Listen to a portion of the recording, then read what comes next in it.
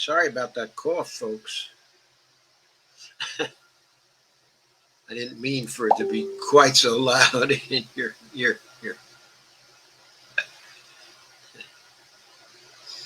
Anyway, good evening.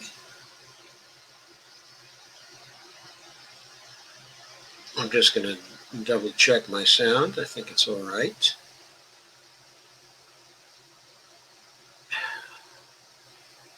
It's good to see you.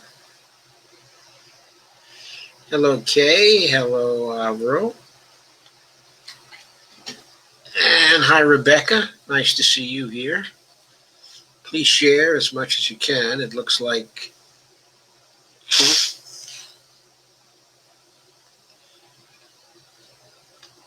I'm not seeing too many folks yet tonight.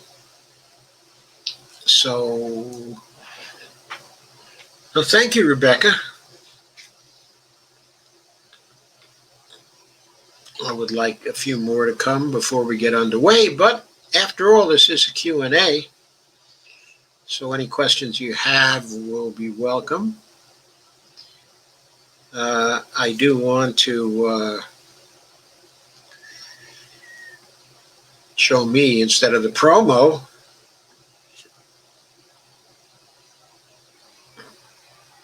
And I think I'd like to remind you also of the Q&A videos we had this week.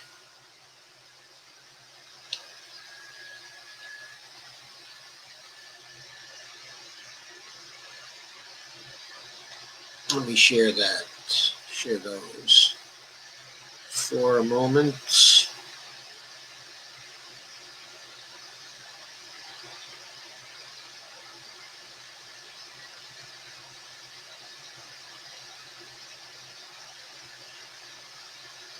So there were 6 of them.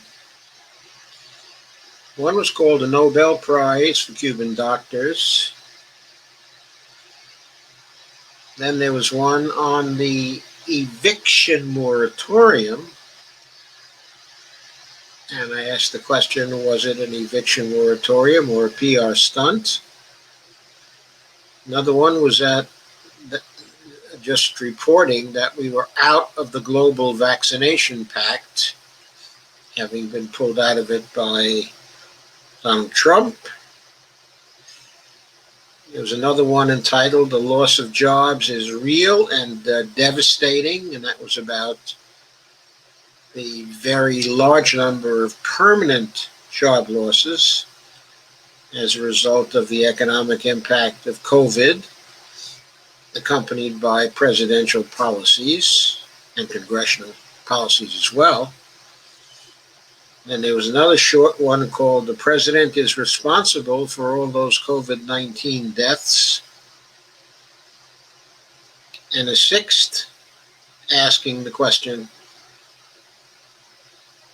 will John Roberts decide the presidential election? So those were the 6. I wanted to remind you of that. And if you have any questions, and there it is. Avril says, sound is clear, white noise in the background. Thank you, Avril. I don't know where the white noise is coming from.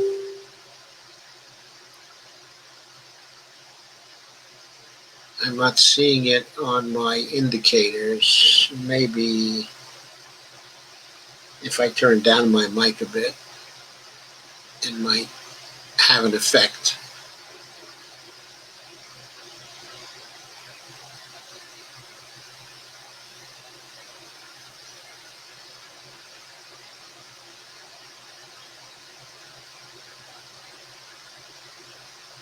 My Facebook sound is off.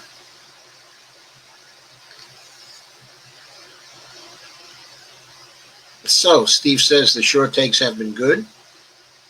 Thank you, Steve. I like the short takes myself. I've been enjoying doing them. Dolores says, hi all. And Rebecca says, I'm just happy to be here. We are still under level 1 evacuation. Rebecca, what is a level 1 evacuation? Is that a warning as opposed to an evacuation? Kay says, where are you, Rebecca? Rebecca says, Sweet Home, Oregon. And Steve Wolfbrand says, hi, Joe Stoners. Kay says, Rebecca, I feel so bad for you all. Steve says, the short takes have been good.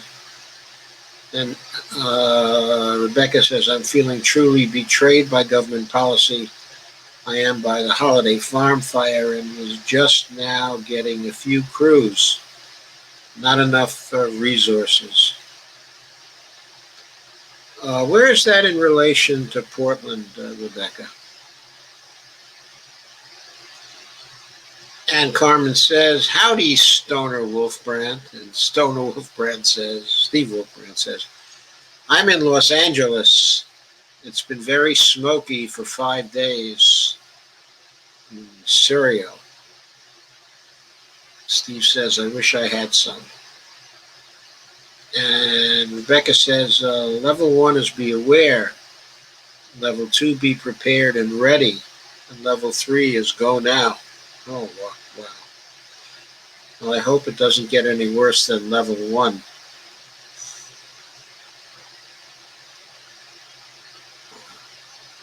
Well, then be aware. Of course, we haven't heard anything about the fires from Donald Trump, have we? Rebecca says, southeast. Portland is southeast. We are in central Oregon.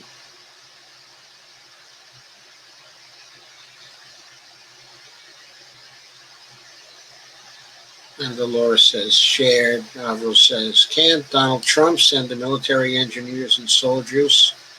Heaven knows the military has enough shovels and manpower.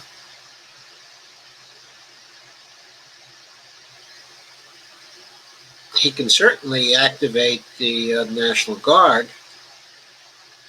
Steve Wolfbrand says, level 4 is kiss your ass goodbye. Thank you for that enlightenment, Stephen.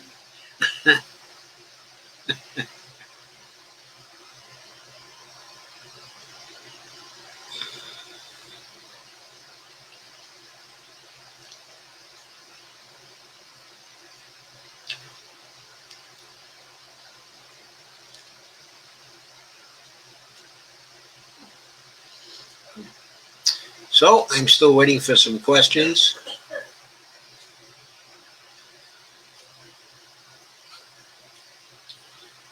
Were all the short takes, were they all crystal clear?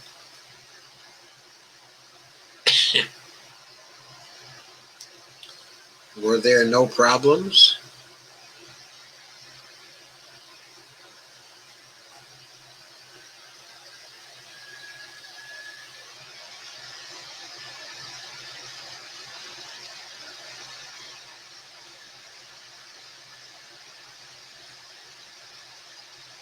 Did you guys see how Donald Trump was sitting at the 9/11 ceremony like a spoiled brat in timeout? I guess I did vaguely see that, but I'm so used to that kind of behavior by him.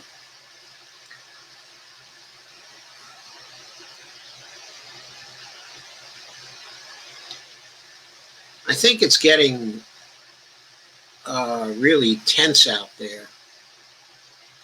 He's really fanning the flames of hostility among us all.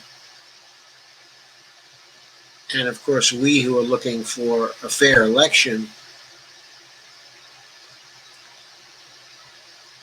are entering a period where we're going to be organized to try to guard against what we think Trump is doing.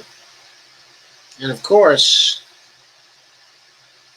we don't have a choice about trying to organize that.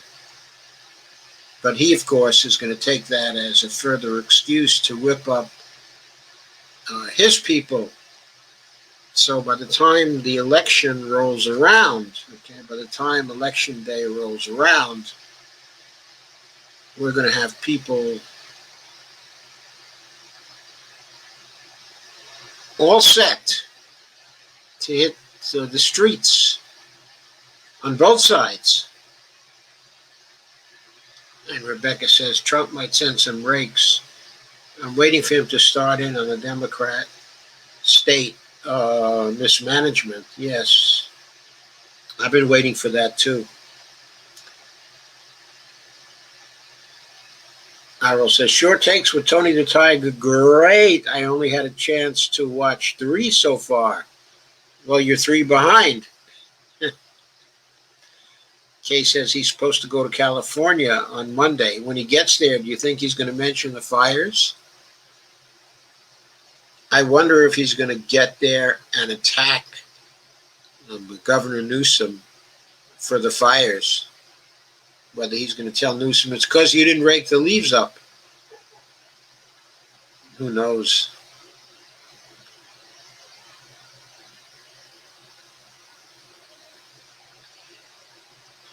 His defense of the Woodward tapes has really been pathetic. But of course, when he goes to his rallies, He'll get cheers for whatever he says.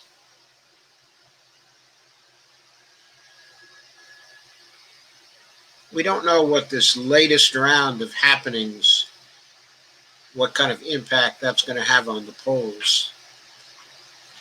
I'm waiting with interest to see what happens there. I tried to do my part, of course, by emphasizing what might have been if he had managed the pandemic in a proper way. And Rebecca says, of course he will. And Avril says, or worse, he could have thrown paper towels. He's just that stupid. Didn't he throw some paper towels in Puerto Rico? And Rebecca says, I have missed everything this week, so I feel behind. Well, there are the live streams, but then there are the 6 short takes also, Rebecca. The live streams are on YouTube and Facebook, and the short takes are on both also. Kay says, he's going to survey the damage, or so he says. Oh, well, he's granting that there's damage there.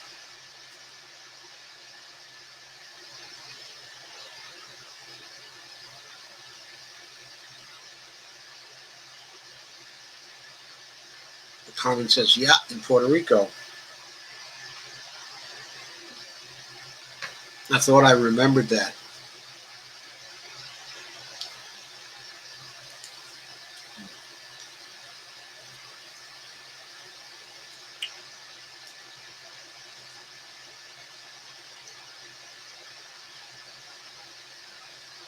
Rebecca said, we were without power and then trying to decide what to try and save if we have to go.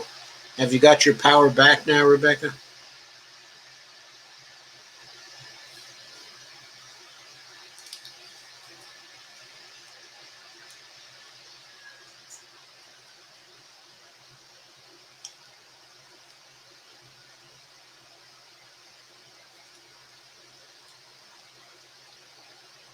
Steve Wolfbrand says, rake the leaves in 3 million acres. Who, the prisoners?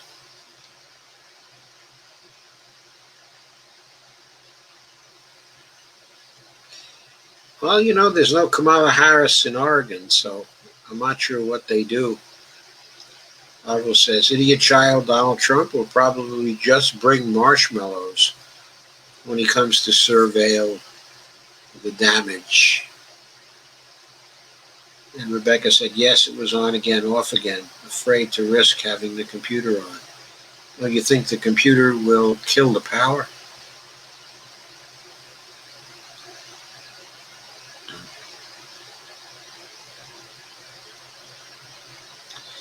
It must be very tense, Rebecca, for you now. Avril says it's too damn hot for raking.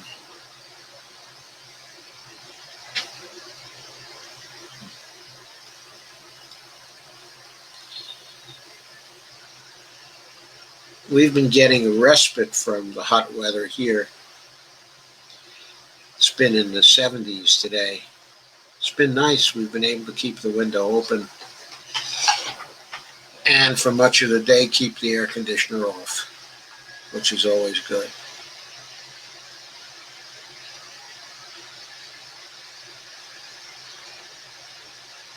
And Rebecca says, no, just not good for the inside. He says, take your deed to your home if you own it, and insurance papers too, also cash, since power will be out in some places. We had to when I lived in hurricane country. Oh, you mean North Carolina?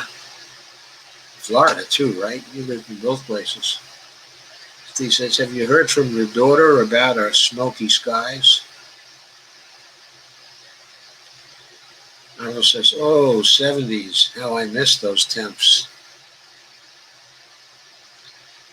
Yeah, Virginia is not the worst place in the world when it comes to temperature. Of course, it's pretty close to D.C., but it seems a little less humid out here, just a few miles away. We're not too far from the mountains. And Rebecca says, watching the videos of the other small communities burning was terrifying. I lived in Oregon since 1995, and this is the first time we have faced this. Yeah, I don't remember there being fires in Oregon very often. It's just in California. Weren't there some in Washington as well this season? Kay says, yep, southeast North Carolina was Hurricane Central back in the late 90s when I moved there. Ugh, wow. We haven't had it too bad from hurricanes here. They seem to go out to sea by the time they get into this area. Had a few close calls, but nothing much.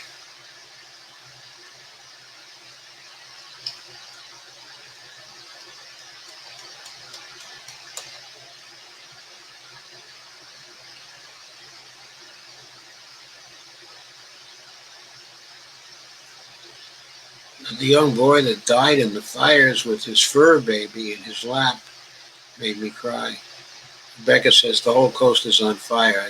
I know, I've been following that. It's amazing.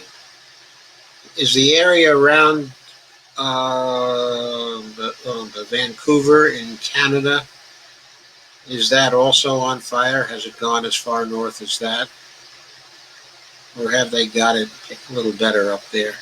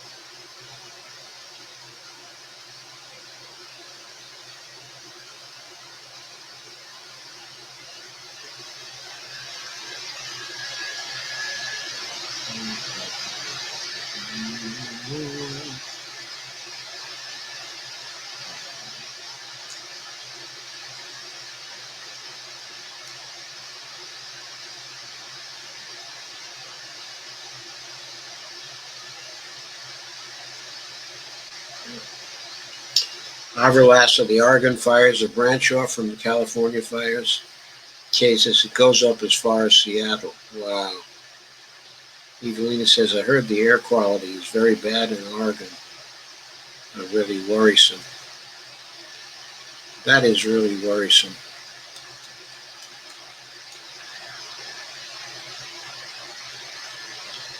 Well,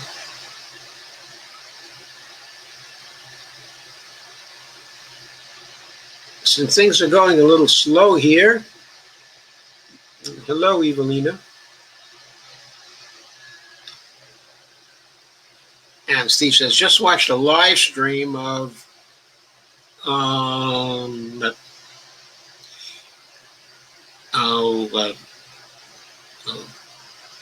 Michelle Siegel running for Pennsylvania State Senate. Do you know her? She seems very legit. Progressive, I sent $25. I like her, a mini AOC. I don't know her yet, but to start in the state Senate is certainly a good start. Did you keep up with the Rhode Island situation? A lot of the progressives won there. creating a real revolution in politics in that state, I think. Evelina says, I've read Mexico sent help. Rebecca said our AQI is 420. It was 488 yesterday. Well, I'm glad it's better, but AQI is very high. At 420 is very high too, isn't it? I was said, did you hear that Sweden nominated Trump for the Nobel Peace Prize too? My jaw dropped. Well, he was nominated, but it wasn't Sweden that nominated him. Somebody nominated him for the Peace Prize based on the fact that he hadn't started any new wars yet. Kay said, I don't think that's enough to make him win. Kay says, I posted a smoke map earlier from the fires, and some of it is coming clear to Michigan and Ohio. That's amazing. That far. Just incredible.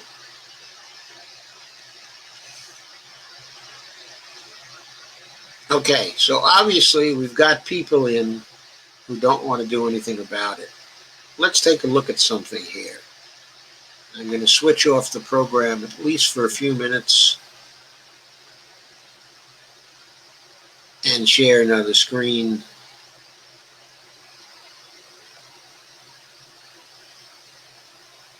Just to kind of add a little spice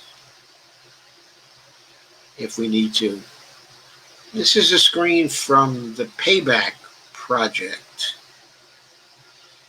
Okay, it's an indivisible project to turn the Senate. And it's focusing on 12 Republican senators. Martha McSally, Cory Gardner, Senator Perdue from Georgia, Kelly Loeffler from Georgia, Joni Ernst, the Porker from Iowa, and Mitch McConnell, of course, Susan Collins,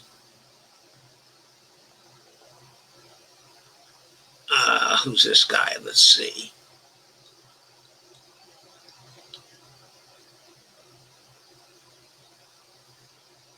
That's Tom Tillis down there, and Lindsey Graham, and John Cornyn. I think this is Steve Daines of Montana, if I'm not mistaken, but let's go down lower. They're focusing on getting rid of 12 of the Republicans in the Senate. Those are not all of the vulnerable people either. There are 14 vulnerable Republican senators right now,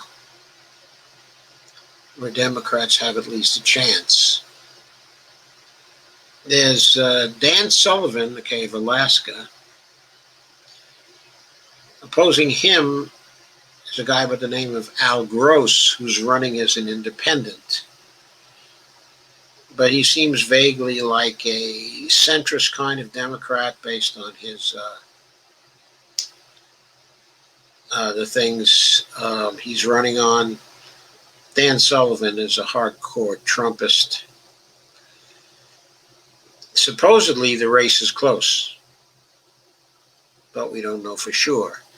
Then there is Martha McSally, who is an incumbent now by virtue of her appointment. And Mark Kelly is running against her. He's held a lead for a very long time. Supposedly the race was tightening a little recently. I don't know if I really believe that. Cory Gardner looks like he's done.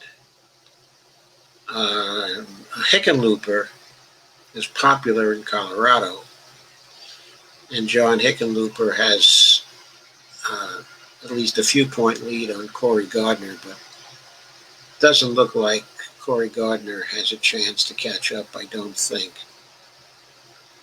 This is David Perdue.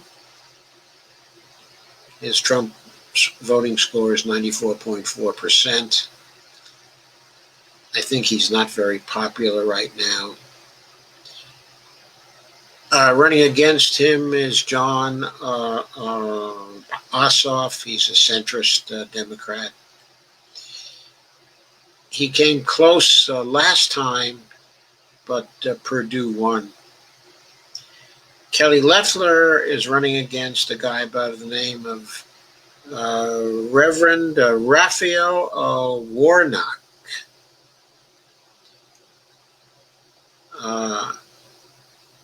And that race is supposed to be fairly close, but Loeffler is supposed to still have a lead.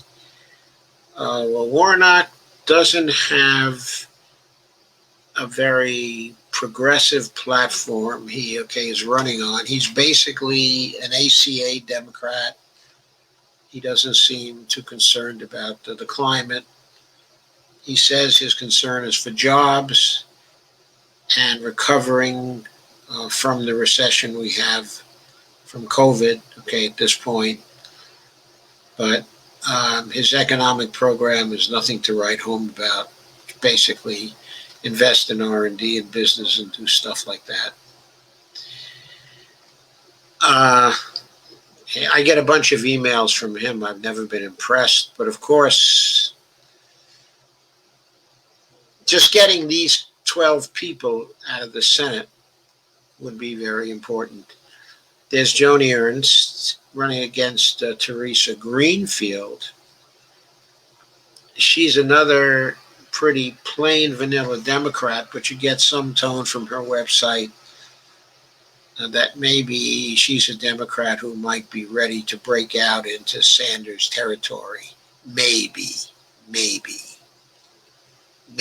Just afraid to do it in Iowa, but maybe it's a bridge too far there. We're waiting for the populists to come out again, in Iowa. There's Mitch McConnell, of course, who would probably be way behind now if the Democrats hadn't been supporting Amy McGrath. That was a terrible, terrible decision.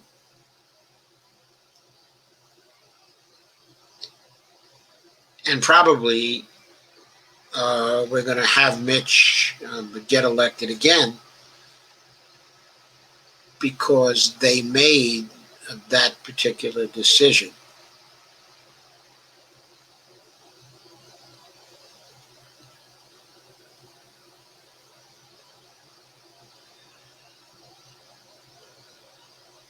They should have supported Charlie Booker for the nomination. He could have beaten Mitch.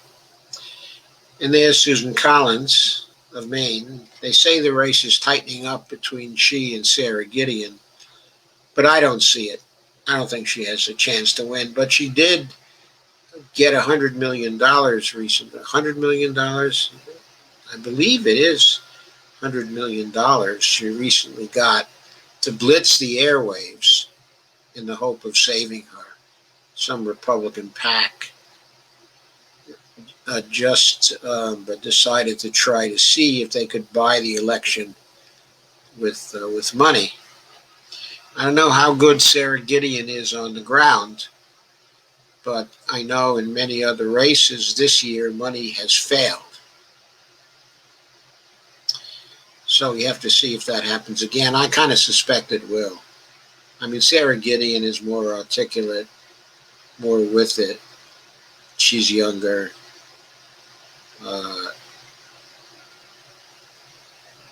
And of course, Susan Collins is responsible for Brett Kavanaugh. So there it is. Then there's Steve Daines. Polls are still showing Steve Daines ahead, but I think that Stephen Bullock is more popular in Montana than Steve Daines is. I think Steve Daines, is going to lose. Now, there were two other seats.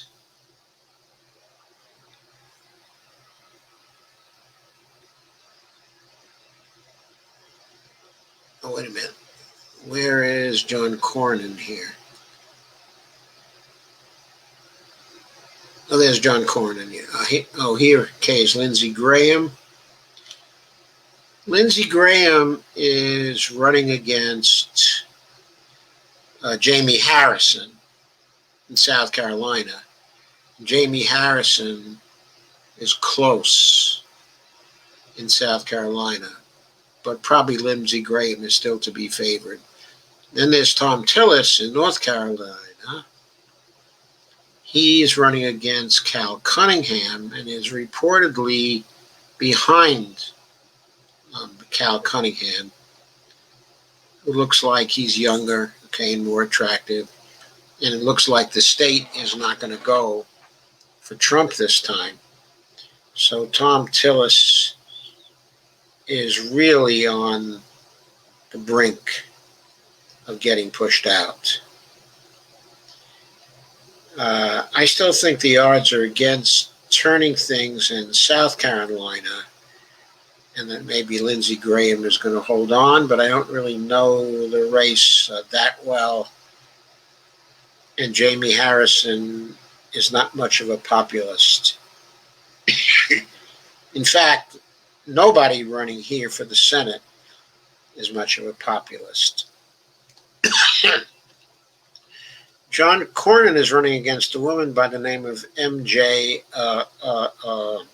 Hegar.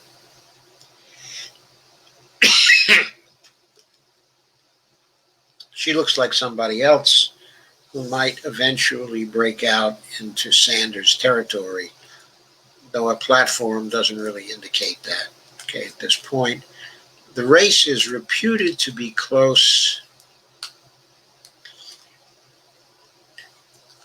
I guess that M.J. Hegar has a chance. She's supposed to have a good organization. So these are 12 seats that have to be that could be turned. If 4 seats are turned, it turns the Senate over to the Democrats. Okay. It looks to me like there's a good chance here to turn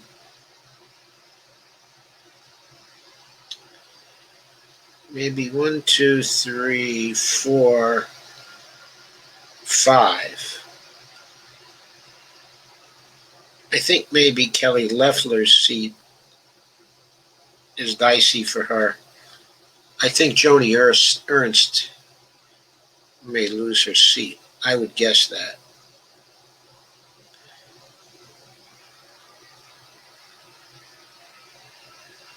So I'm thinking there's going to be at least 4 out of the first 6.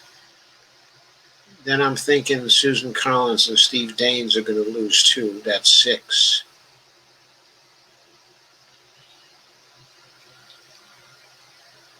And Thom Tillis is 7.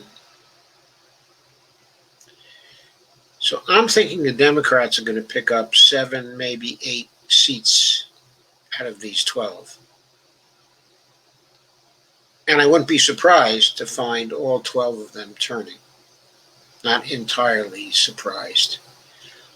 It depends on how successful the campaign is now to tag Trump with most of the coronavirus deaths.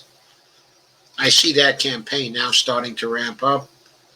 There's a new ad from Joe Biden, which is short, but seeming to me to be very effective. It's based on the Woodward tapes, and it's a simple tie-in ad, but it looks good. It's sharp. It could start swinging things in the Senate. There are 2 other races. I forget where they are now.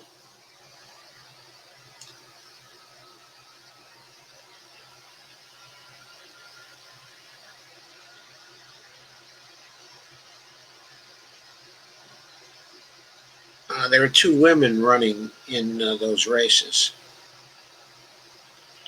And I think they have a chance to win too. Okay. I'm thinking 14 seats, okay, a turnable. I know it sounds impossible. If it were to happen, suddenly the Democrats would have 61 seats in the Senate. It would be the biggest upset of all time if that were to happen. So, of course, it is, of course, not highly probable that's going to happen. But it could. It's a possibility. So the Republicans are in dire straits in the Senate, it seems to me. So I just thought I'd interrupt with that and see what that does to our discussion, because I felt it lagging a little behind. And so let's see what you have to say about that.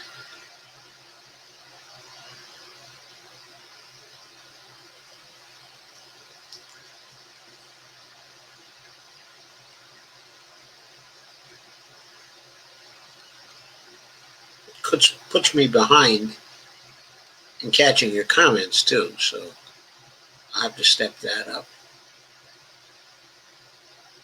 So here we are. Steve Wolbrand said, just watch Michelle Siegel. I did cover that. Evelina says, I read Mexico sent help. I read the stuff about the AQI. So Alvaro says, yeah, Mexico doesn't want that fire to spread there too. Steve says, Rising did a show on Rhode Island results. Yeah, they were very good. And more than very good. They were just fantastic. Just fantastic. This group of people in Rhode Island focused on state elections for the state house and the state senate, okay, in Rhode Island. And they created a collaborative sharing information and sharing effort. And they absolutely swept into power. It was fantastic. They just absolutely swept in. The effort started 4 years ago. They built an effort over 4 years collaborating on this. Sanders Democrats focusing on electing Sanders Democrats to the state houses in Rhode Island. It was covered in Common Dreams and in The Intercept, okay, as well. And the victory was just really fantastic. I'll cover it next week. It'll be one of the things I'll cover either in a Progressive Short Take or in Tuesday's live stream. But it was just fantastic. I mean, the results were fantastic. What they demonstrated is that if you start early enough and you're serious enough, it's pretty easy to turn the state houses. And Rebecca said, can we add Nancy Pelosi to that pick? Well, I don't think so, because she's in the House. But for us, of course, the focus on the race of Nancy Pelosi versus Shahed Buttar is really paramount. We just sent a little bit of money to Shahed today, and we'll be sending some more, I'm sure, quickly, and then some more after that. There's nothing we would like more than Nancy Pelosi to get beat. Nothing Bonnie and I would like more. She is standing in our way. She's just incredibly bad. Evelina says, more than that, Mexico has always demonstrated solidarity. Too bad the president hasn't publicly thanked them. And Rebecca McCloskey says we'll make a Democrat one for both House and Senate. That's a good idea, but we can't get Indivisible to do that, because the first job, obviously, is to get the Democrats on the line for responsibility. And there's no better way to do that than to get them to have a big majority in the Senate. That is the way, because we're more likely to be able to crack them, because they rely on ideological messaging that supposedly leaves them aligned with the people.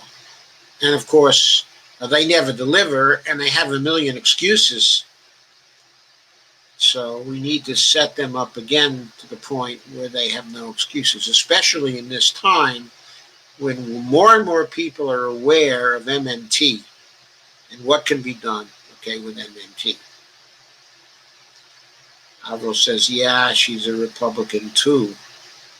Elena says, publicly thanked. And Rebecca said, I would love to see many of the seats turn white, with independents.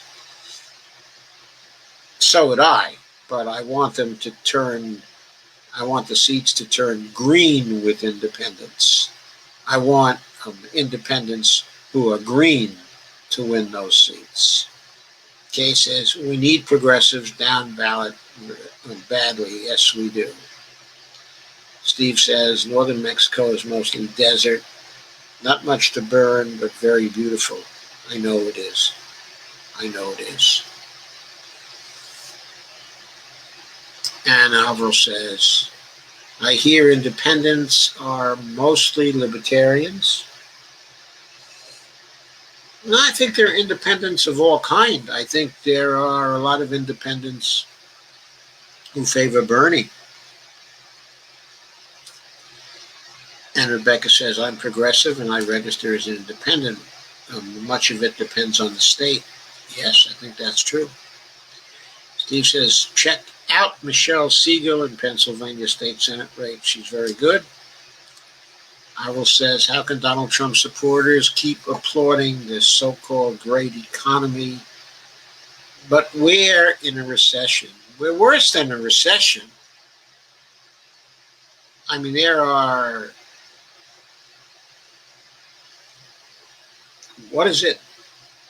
30 million permanent jobs have now disappeared? People won't be going back to those jobs. They can't be going back to those jobs. I mean, this is a travesty. And we're about to go into a depression. We've been only in a recession because of the CARES Act support for many people, which provided money and people spent it. But now they've spent it. It's gone. This month, in October, we're going to begin to see the results of that. Let's hope we see them quickly enough to panic the Congress into passing the HEROES Act, or at least some compromise that begins to get money to people again until the end of the year. Because if not, come January, there's going to be a disaster. And Rebecca says Democrat leadership is fine with Mitch McConnell. I don't know. I think Chuck Schumer would like to be the majority leader. I mean, yeah, I think the DNC might be fine with Mitch McConnell because they always want excuses for doing things only for their donors. But you can't tell me Chuck Schumer doesn't want to be majority leader of the Senate. He wouldn't be a politician if he didn't want to be the majority leader of the Senate. So they might be fine with Mitch as the senator from Kentucky, but they're not fine with him as the majority leader of the Senate. And since this time, his defeat would also facilitate both takeover by the Democrats and also getting rid of him as the leader of the Republicans, I think the Democrats would probably like that. Arrell says Biden needs to snap back hard against Donald Trump in his dereliction over COVID, because Donald Trump is winning with the Democrats are communist propaganda. I don't think Trump is winning on that. I mean, he's been trying that nonsense. He's been trying whatever he can. You know, he throws it up the wall to see whether it's going to stick. I don't think that's been sticking. And Biden is snapping back hard over COVID now. The ads are out there. More of them are going to be coming. I think Biden's going to be prosecuting the case. Okay, says we have a progressive here in Ohio running against Jordan. Would love to get rid of him.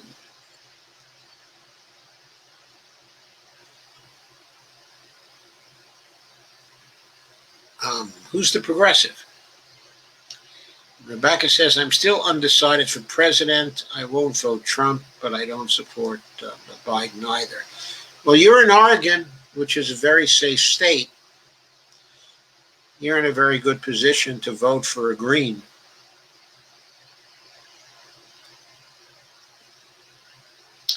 Steve says, me neither. Even Howie sucks.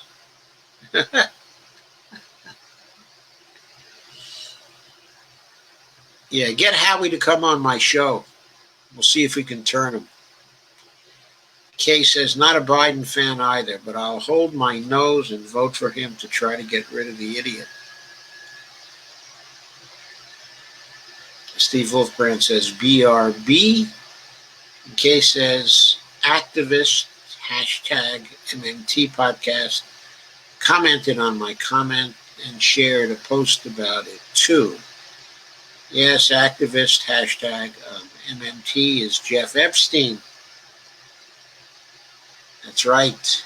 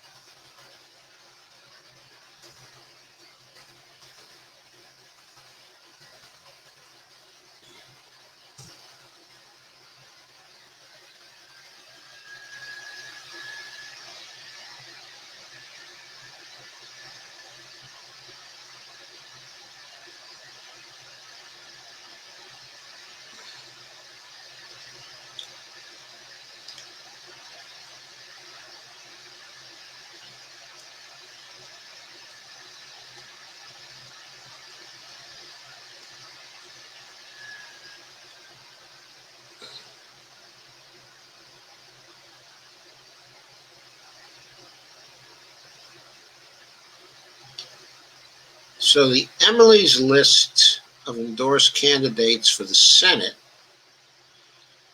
includes Barbara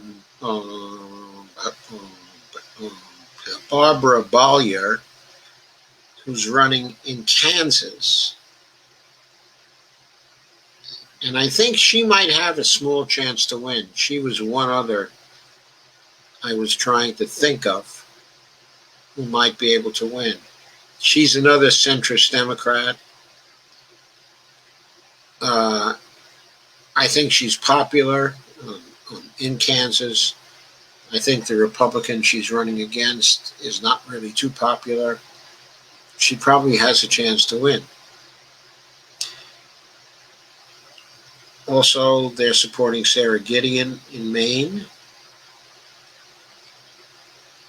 and Teresa Greenfield, in Iowa, and MJ Hegar in Texas. Paulette Jordan, in Idaho. I don't know whether Paulette Jordan has much of a chance. And Jean Shaheen in New Hampshire, Tina Smith. Tina Smith and Jean Shaheen are incumbents and probably will easily win. But Paulette Jordan, well, she's got to have a very tough time, in Idaho. Hegar, as I said, is close.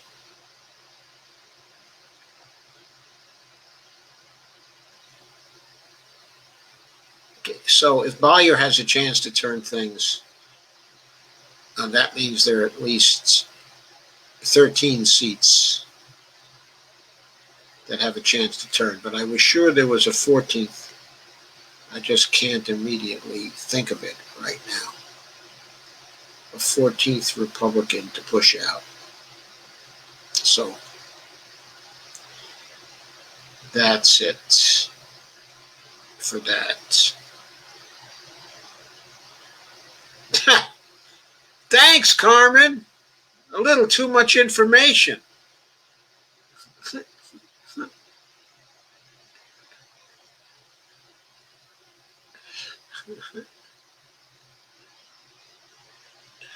That's funny. I'm glad everybody feels so comfortable here.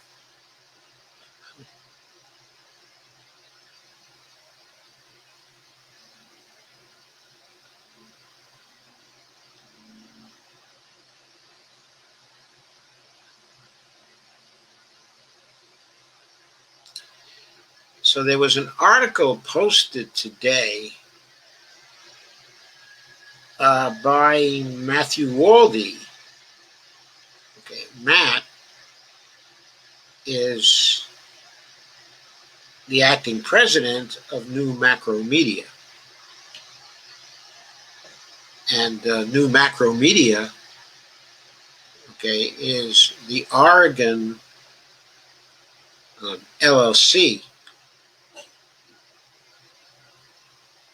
that is one of the organizations that have been sponsoring the In-Depth show and the Progressive Short Takes. The other is an Oregon nonprofit called the Center for the Public Purpose, and I'm the acting president of the Center for the Public Purpose. And the principals of the LLC include myself and Matt and D.C. Rutledge and Andres Bernal as well. So the article that was published is from Techonomy. It's called Carbon Neutral Isn't Enough. And it's kind of a convenient article because it summarizes rather briefly some available technologies for pulling carbon out of the air. One of them is planting trees, and I've covered that in one of my live streams before. The second is reforming agriculture in order to absorb 1 trillion tons of atmospheric carbon. That has to do with the Teraton Initiative, which I've also talked about here in the past. The third is to rely on bioenergy coupled with carbon capture and storage, or at least have more of that. Then there's direct air capture technologies. And there are three companies that are engaging in that right now. Then there's enhanced carbon mineralization. And what that is about is injecting concentrated CO2 into the earth where the rocks are found, or mining rock and grinding it up so it can weather, absorbing carbon in that way. Either way, the CO2 is permanently removed from the atmosphere. Then there's using carbon capturing cement.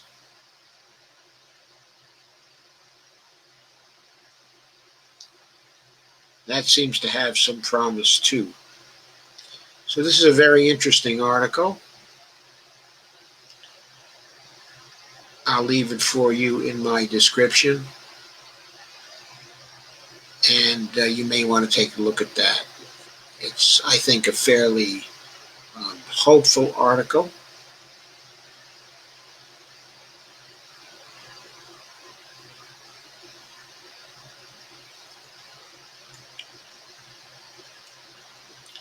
Jeff Epstein says, regarding the Fed, you mean? I'm not sure the context in which you're asking that particular question, Jeff. If you clarify a bit, I may be able to answer the question, or you might have been asking the question of somebody else. I don't know. And Carmen says, sorry, tried to delete that, but for some reason, delete doesn't work. Steve says, I'm back.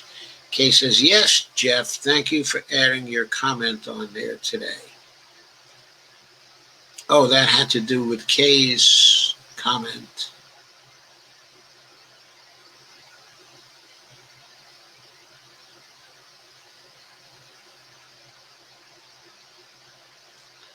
Carmen says, Death Santis is opening phase 2 in Florida. I'm scared to death.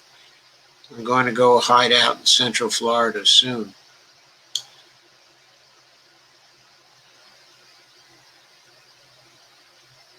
Oh, I missed a number of comments here.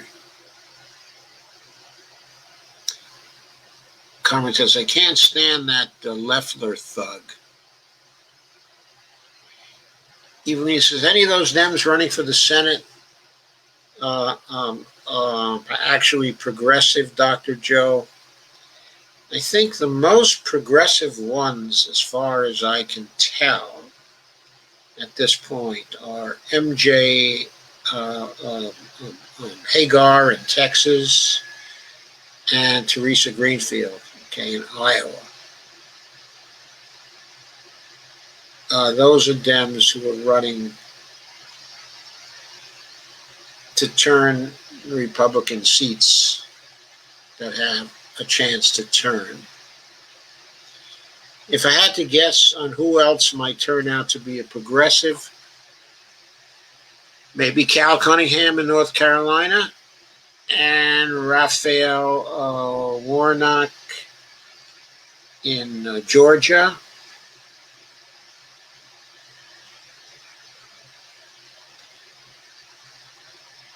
I think the rest would, and Sarah Gideon. I think the rest are pretty centrist. I wouldn't swear that any of the ones that I've named are real progressives. They are people who sometimes talk like progressives and who might be pushed over to the left by further gains from the Sanders people in their own states. Bernie has a following in Maine, certainly, in all of New England. By the way, as the progressive wave rises in Rhode Island, then you have to watch Jack Reed and Sheldon Whitehouse. They may be pushed to the left some. Especially Sheldon Whitehouse on fiscal policy. He's been terrible terrible on fiscal policy. Carmen says, I say change is good. The sooner those 12 get out, the sooner we can exhale. I don't know if we can exhale even then, but it'll be really good if we could push them out in favor of Democrats, even though most of those Democrats are going to be centrist. They'll be better on certain things. I think they'll be better on climate. They'll be more hostile to the oil companies, most of them. Kay says, I made a comment on our local newspaper post today about learning MMT. Evelina says, good for you, Kay, trying to get it out there. Carmen says, Death Santis is opening phase 2 in Florida. I'm scared to death. I'm going to go hide out in Central Florida real soon. And Kay says, activist MMT podcast commented on my comment and shared a post about it too. And that was what Jeff Epstein was picking up on. He asked regarding the Fed, you mean? And Kay says, yes, Jeff tried. Thank you for adding your comment on there today. Evelina says, candidates hardly talking about the Green New Deal. The wildfires should be a central issue right now. You bet they should be a central issue. I'm sure the candidates for the House in Oregon and Washington are talking about the Green New Deal a lot, and probably in California also. Now, I don't know about the candidates for the Senate. Is Jeff Merkley running again this year for the Senate? Or did he just win in 2018? I forget. But, I mean, he, of course, is real strong for the Green New Deal at this point. And certainly Jay Inslee is going to be talking about it, in Washington.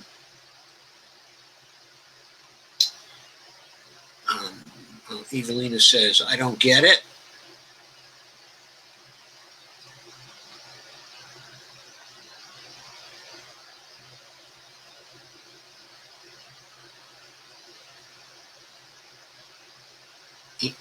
And Kay says, Evelina Pont, they aren't really talking about many actual policies, which is a mistake, I think. Yeah, I think it's a big mistake, too.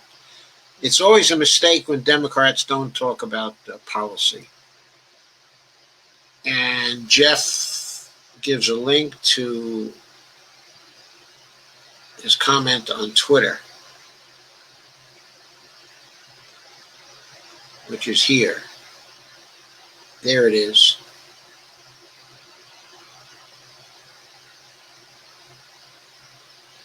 And that's Jeff's Kermit icon up there. And Kay says, yep, that's the one, Jeff. Jeff says, I'm responding to Kay. I share this thread regarding the Fed at her request in another Facebook post. Thank you again, Jeff.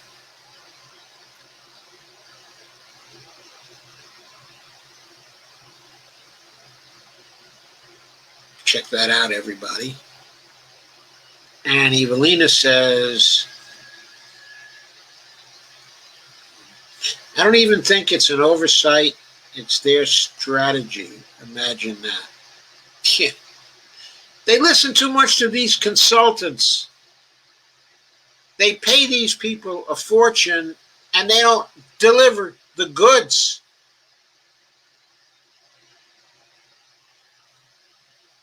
Stephen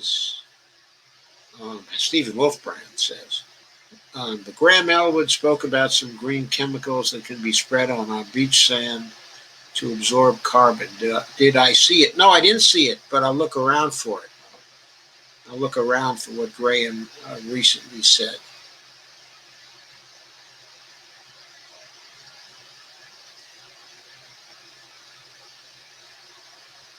Won't surprise me, Evelina. It's a non-strategy, I think. Evelina says, Ken Forsberg, yes. And the EU is going for 60%, I believe.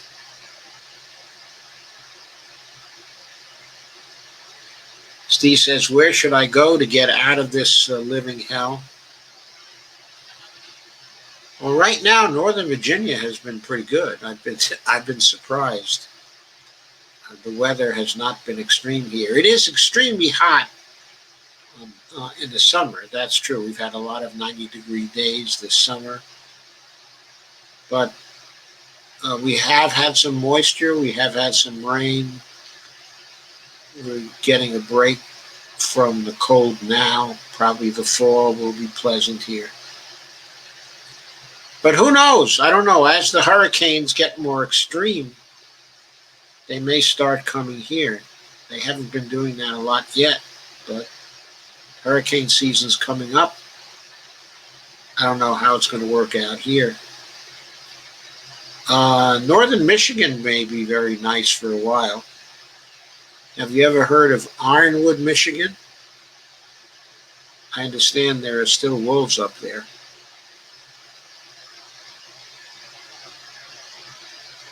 It's a very low-cost area.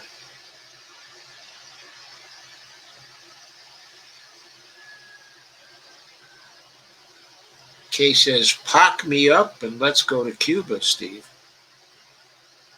I think Cuba's going to be getting a little hot, right? I mean, Cuba's going to be real subject to global warming effects, isn't it? I mean, it seems to me anything in the Caribbean is going to get really tough. And Mexico. Alvaro says, "I have 6 restaurant straws that I wash and reuse, and not one of them is broken in 5 years. It's not hard to do little things to help the environment. It makes you think how hard it must be for straws to be broken down in the landfills and in the ground." Steve says, "Can I move in with you?" Alvaro says, "At least you're getting a break from the heat in Northern Virginia." Alvaro says, "Yeah, Cuba gets hammered." Yeah, they get hammered by the hurricanes. Of course, they're well organized to handle the devastation down there because they take care of each other. So they're in good position for that, for sure.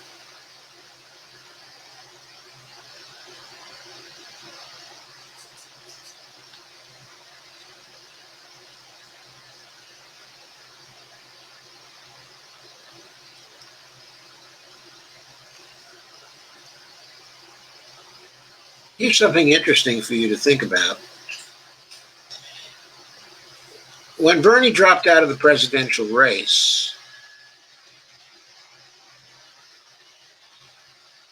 he looked to a lot of prognosticators that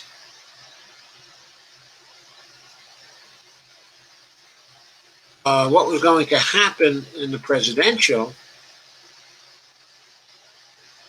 was that seniors would still be going for Trump,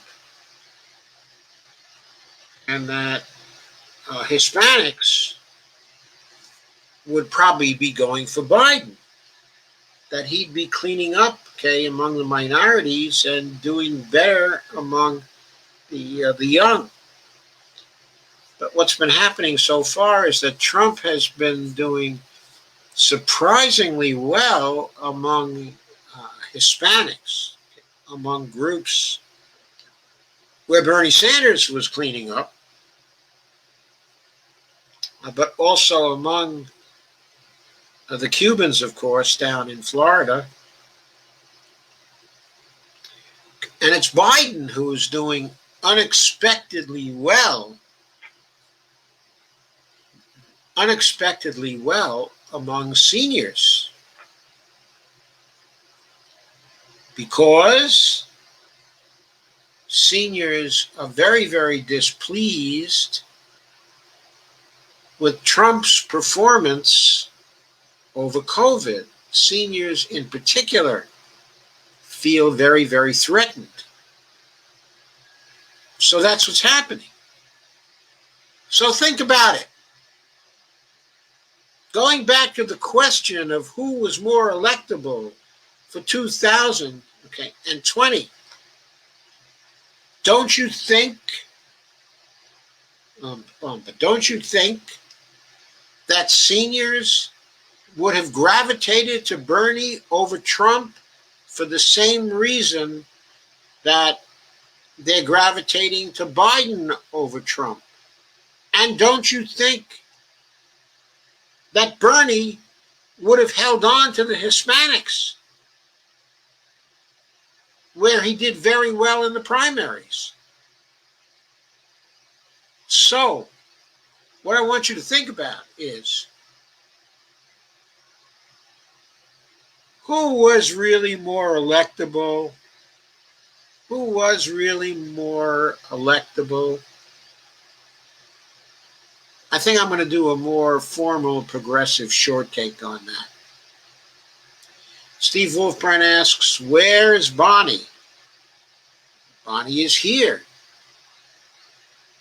She is watching on her computer. Undoubtedly, she'll be joining me here in this room pretty soon. I expect her pretty soon.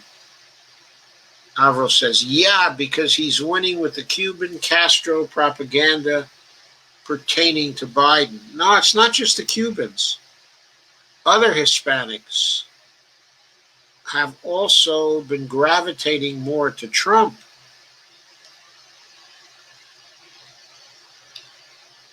And Trump has been doing better among blacks than expected. I don't know why. That's really totally ridiculous. But, and Rebecca McClaskey said, they're not too keen on him cutting Social Security either. You mean Biden? Yep. I think they're not too keen on him cutting Social Security, but it could be you don't mean Biden, because now it's becoming pretty apparent that Trump is getting tagged with the idea of cutting Social Security as well because of what he did with the payroll taxes. By the way, the payroll tax thing, the executive order on the payroll tax thing, that's not working. That's not working. A very high percentage of businesses are saying, we're going to withhold the payroll tax. We're going to continue to withhold it because we're not going to get stuck with the bill come January. And what they're basically saying is, we're not sure we're going to have our employees aboard in January. So how can we recoup the taxes from them then? So we're going to get stuck with the bill. So we're just going to withhold their payroll taxes now. And since Trump's executive order doesn't have the force of law with respect to the employees, there isn't a damn thing he can do about that. Evelina says, ha ha, the irony of it. Yes, the irony of it. Do you think that old people heard Trump talk about how to let the old people die? He did say that. Maybe they heard it. Oh, did Trump say let the old people die? Yeah. No, I don't think he said that. I thought it was the lieutenant governor of Texas, who was a Trumpist, who said that. Oh, okay. Okay, I don't think Trump ever explicitly said that. But of course, I think that's the way Trump feels. As long as he's safe, he doesn't care who else among the old people die. I don't know what's bothering him. But I certainly think that old people, senior people like ourselves, old people, okay, are starting to think. I mean, in my building, I think there's been a definite turn in sentiment against Trump because people are doing the best they can to stay alive, and they don't think Trump is doing the best he can to keep them alive. And Avril says, Evelina, Cubans are suckers for propaganda. Puerto Ricans haven't forgotten the paper towels. Also, I think there are differences in socioeconomic status. The Cubans who came over to Florida have been here for long enough that they have done well in business, and they're better off economically than the Puerto Ricans are. So there are class differences. Cubans, for a long time, have tended to be more supportive of the Republican Party and the Republicans and the ideology of the Republicans. Also, especially because the Cubans who came over here were also the well-off Cubans who were able to get out and who were not in support, okay, of Castro, who were never in support of Castro anyway. So, yeah, it's always been the case that in Florida, Hispanics have been split. Cubans are more favorable to Republicans. Okay. But I think what's going on in Florida is more than that, that there are other Hispanics that are nowhere near as favorable to Biden as they were to Bernie. And not just in Florida, but some of the other states. And Rebecca says, now would be an ideal time for worker co-ops to take over the local supply chains. Indeed. But probably Trump would do everything he can to block them. If they have money to start. Carmen says, I prefer being around elders. Why is that, Carmen? And plus Cubans assimilate to whites, says Carmen. Yeah, probably the Cubans who came over to Florida probably assimilate to whites because they were probably among the lighter skinned of the Cubans. I think that Cubans range from very dark to very light.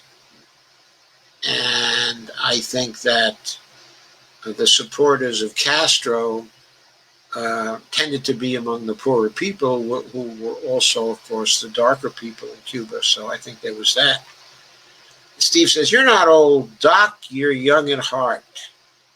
Yep, I'm a regular fire eater. 125. That's why they call me Firestone. No, that's not why they call me Firestone. And Evelina says, yeah, Dr. Joe, do a progressive short take on Bernie's electability among Latinos and other minorities and how Biden isn't taking advantage of it. Well, I think to take advantage of that kind of electability, actually, Evelina, it would be nice to start talking about policies that would be good for those groups. I know that wasn't of much help to Bernie Sanders in South Carolina because he had to get over Clyburn. Couldn't get past old Clyburn in South Carolina. But I think generally speaking, in much of the rest of the country, that Bernie was much more popular among Hispanics than Biden was. And Evelina says, lots of Latino evangelists supporting Trump. Yeah, there's that, which is really ridiculous. I mean, really ridiculous. I mean, Bernie Sanders is probably a better Christian than Donald Trump any day in the week.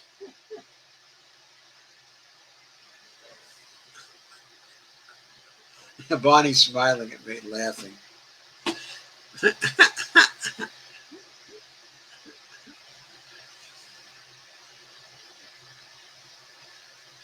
Avril says, elders are wise and help you live longer with good advice.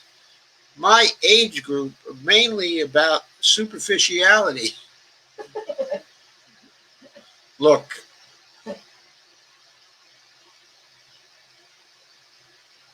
since I'm living among people who are older, and I've been doing that actually now for a long time, since a lot of older people also live in the previous development that I lived in here, I'd say it's a mixed bag. Some of them are wise, and have good advice, and some of them are very, very foolish. So I would tend not to make such generalizations. And K says, what age do you consider elders, Avro? Avro says, maybe Biden needs to bring Bernie on campaigns with him. Now, Bernie would probably go because he's been campaigning for Biden in his own way now. He's constantly holding these social and economic justice town halls where he never fails to mention the importance of voting for Joe Biden. Harris has. He's very good about that. Harris has. What's her face? Hillary? Hillary wanting to jump in and help her. Yeah, Harris has Hillary wanting to jump in and help her because Hillary hopes to have influence with the next president after Biden. Okay. Don't get near a sword, might go up your ass. Oh, boy. I'm not going to repeat that comment of Bonnie on air. And Rebecca says, laugh my ass off, Bernie a better Christian? Yeah, I think anybody's a better Christian than Trump. I mean, with Donald Trump, what you're talking about is literally an apostle of the devil. Isn't that so? Who do you know who's a more evil guy than Donald Trump? Well, maybe Bolsonaro. Maybe Bolsonaro.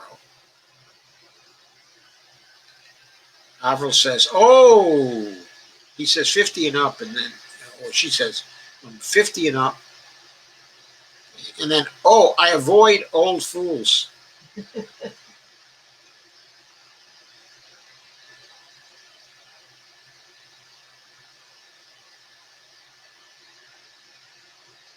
And Kay says, if Biden wins, better thank Bernie big time. Bernie has been having town halls all over the country to get people out to vote for Biden. I know. And the town halls are very, very good. He's got a lot of local people, a lot of state people on the town halls. The Michigan town hall today was great. He had really good people on that. Kay says, laugh out loud, I guess that would mean me, Avro. Thank you. And Rebecca says, greater than 57, or is it less than 57, Rebecca? The sign you used is the less than sign. Less than 57, me too. Avro says, Hillary is poison. Keep her away, Kamala. Maybe poison likes poison, huh? Evelina says, heaven help us, the next president after Biden, laugh out loud. Avro says, yes, DT is a demon. The demon seed. Fred Trump's seed, the demon seed.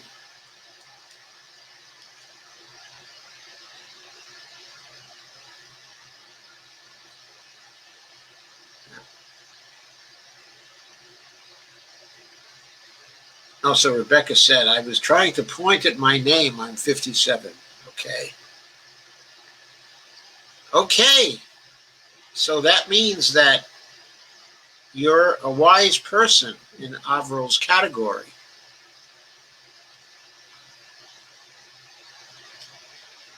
It means that you're a wise person. Okay, any more questions or comments? Kay says, I'm 67, Rebecca. So everybody is now admitting to their age. Getting younger and younger. Yeah, we're getting younger and younger. We're gonna live to 125. And Bonnie says we're going to live till 125. I might look weird. She says I might look weird. I guarantee you won't look any weirder than I.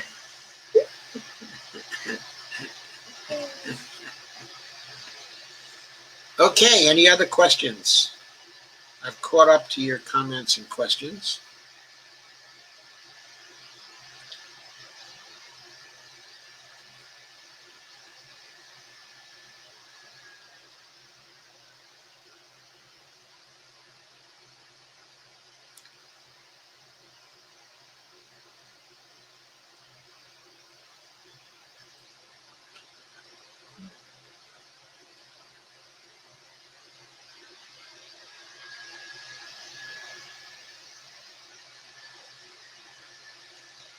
By the way, just to keep up with what's been going on,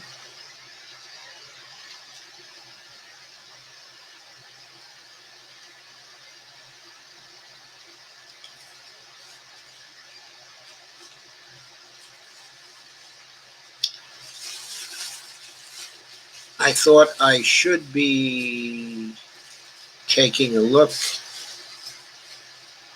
at where the coronavirus stats are now.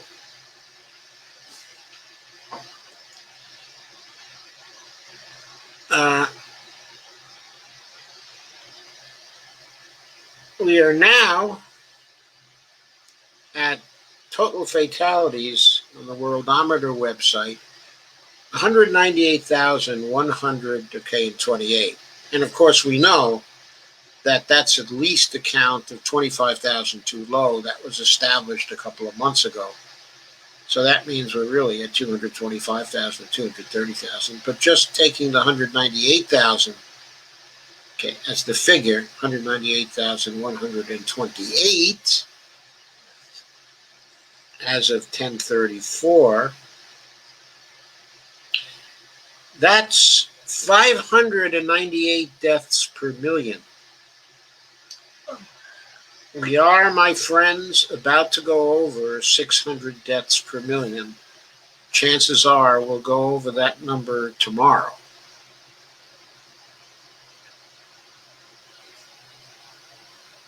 Just so you know. We're rapidly catching up to the UK now. They're at 612. They've been at 612 now. Well, between being at 611 and 612, they've been there for a few weeks now. And we're now closing in on them, 14 deaths per million behind. We'll be going over them soon. Ecuador is at 614 deaths per million. Brazil's at 617 deaths per million. Chile is at 621 deaths per million. And Bolivia is at 623 deaths per million.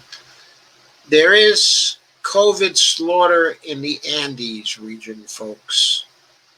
COVID slaughter in the Andes region. As far as we can tell, nothing like that is going on in Venezuela, which borders on some of those countries. They've had the Cuban doctors in there. I don't know if we can trust their statistics completely, but we can probably trust that they're nowhere near 600 deaths per million in Venezuela. I mean, the figure they're giving is unbelievably low. I don't know if I trust that particular figure. But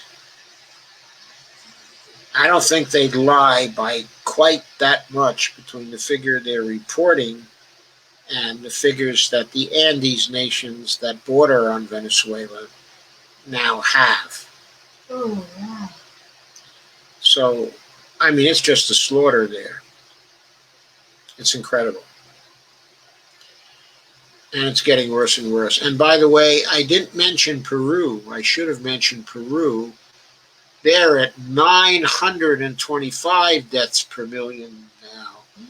They've run by Belgium as if Belgium was standing still, which of course compared to Peru it has. It has risen in recent weeks from 852 to 855. However, Peru has risen from somewhere down in the 400s. Okay, in the last month, they've just rocketed up to that 925 per million figure.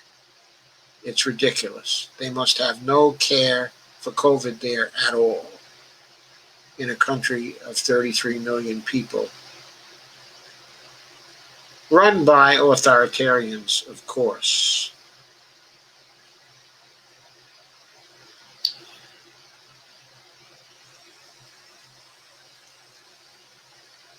So, and Mexico's rising fast. They're at 546, but they have a long way to go to surpass us.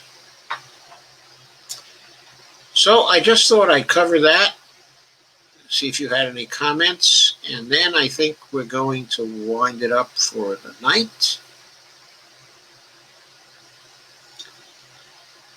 Evelina says 11,000 deaths from COVID in Argentina. According to Worldometer,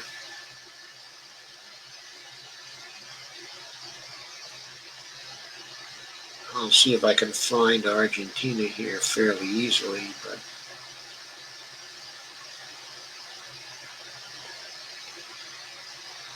let me just search on total deaths. Then I should find Argentina pretty easily.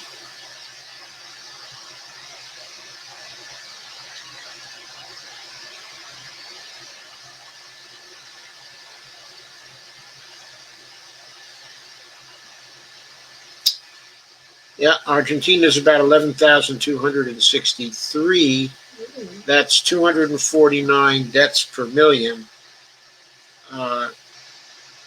They're not doing as well as Canada, but they're nowhere near the deaths per million figures of Chile, Ecuador, and so on. Argentina has 46 million people. Chile has 45 million people. Chile has 19 million people. And Chile has 11,895 deaths. Argentina, 11,263 deaths. Ecuador has 10,864 deaths and only about 17.6 million people. So there you go. Of course, in total deaths, the number one nation in the world is the United States by far. 198,128. Brazil is second, 131,274. However, Brazil's population is only 2/3 our own, so that's why their deaths per million are higher. Okay, so here we go again.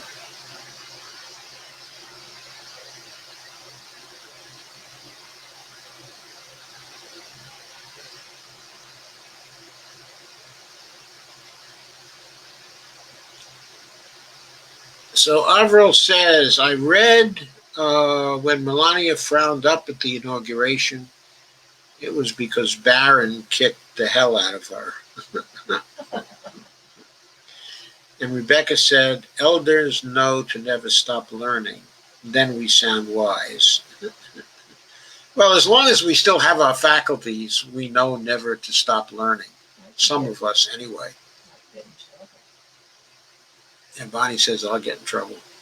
Kay says, I always admit my age and laugh out loud. After the life I've had, I'm lucky to be here, laugh out loud. You mean you're proud to be here, right?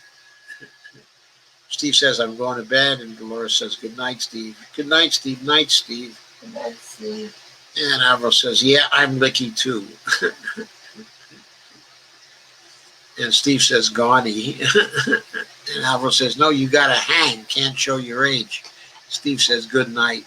Steve says, oldest. Avril says, Andeans have darker skin. Yeah, but also no vitamin D3, probably. Kay says the yellow vests in France were protesting today. Also, anti Netanyahu laugh out loud in Jerusalem today. Good. Evelina says 11,000 deaths from COVID in Argentina. Ann Alvaro says Trump, Bolsonaro, and Duterte must be the devil's trinity. Indeed. And Kay says, stay safe. Evelina Pont and Rebecca says, thank you, Joe. I have to go. I'll be sure to look up the short takes. Thank you, Rebecca. Hope you like it. And Dolores says, good night, Rebecca. Evelina says, you too, Kay. Kay says, I try. I hardly go anywhere except for the grocery store. Well, that's us too. We hardly go anywhere except for the grocery store. And we go to Kaiser for healthcare. We went to the Kaiser just yesterday. I had a checkup, annual checkup. And Bonnie went to see her doctor. And Avril said, richer nations, her doctor's my doctor too, by the way. And Avril says the richer nations should donate vitamin D3 to Central American poor countries. It's not that expensive. If vitamin D3 is cheap, yeah, we could afford to give people vitamin D3. Evelina sums up. Avril says same. Avril says, Steve, old fart, good night. I'm going to say good night too. Hopefully you won't call me an old fart. Good night.